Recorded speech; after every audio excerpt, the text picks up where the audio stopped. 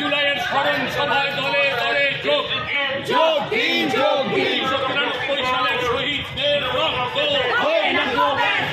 শহীদদের রক্ত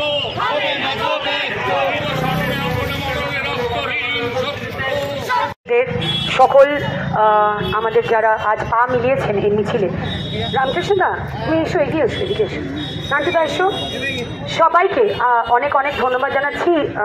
অপর্ণা দি আমাদের পৌরসভার চেয়ারম্যান, উনি সবটাই বলে দিয়েছেন। আমাদের 2 টাউন সভাপতিরা রয়েছেন, আমাদের সিআইসি মেম্বারসরা রয়েছেন, আমাদের সকল শাখা সংগঠনের কর্মীরা রয়েছেন, যারা নেতৃত্বে রয়েছেন, ওয়ার্ড প্রেসিডেন্টরা রয়েছেন, সবাইকে অনেক অনেক ধন্যবাদ। আপনাদেরকে অবশ্যই আপনাদের নতুন করে আর কিছু বলতে হবে না, আপনারা দায়িত্ব নিয়ে আপনাদের ওয়ার্ড থেকে সকলকে নিয়ে আপনারা 21শে জুলাই 11টার মধ্যে পৌঁছে যাবেন।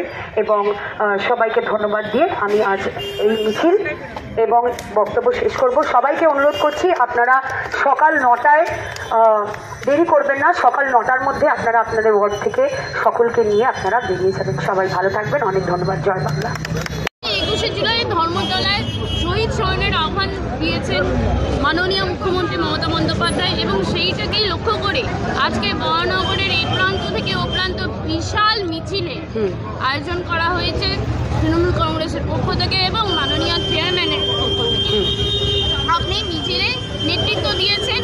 এই যে মহানগরের বুকে শুধুমাত্র তৃণমূল কংগ্রেস কর্মী সমর্থক নয়, জনসাধারণ পা মিলিয়েছে এই বিশাল মিছিলে, মহা মিছিল যাকে বলে। কি বলবেন?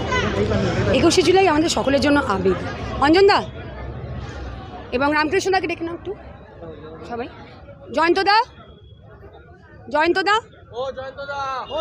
এবং আমরা আজকে আমি এই পরিবারের অংশ, তাই নেতৃত্ব যারা এখানে সবাই রয়েছেন তারা দিয়েছেন এবং আমি তাদের সাথে পা মিলিয়েছি।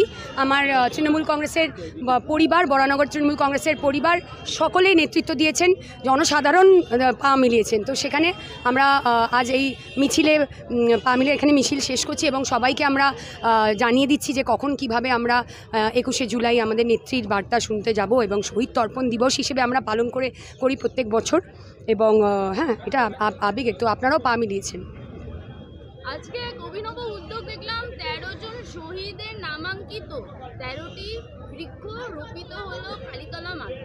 হ্যাঁ, তাদের তো আমরা ভুলছি না, ভুলবো না, তাই বৃক্ষরোপণের মাধ্যমে আমরা তাদের আবারও আজ মিছিলের শুরুতে আমরা তাদের স্মরণ করলাম এবং তাদের শ্রদ্ধা জানিয়ে আমরা আমাদের মিছিল শুরু করেছি। এবং এটা আসলে অভিনব উদ্যোগ অবশ্যই বলবো। আমাদের যারা তৃণমূল কংগ্রেসের পরিবার যারা রয়েছেন তারাই এই প্রস্তাবটা দিয়েছিলেন এবং আমি তাতে সম্মতি দিয়েছি।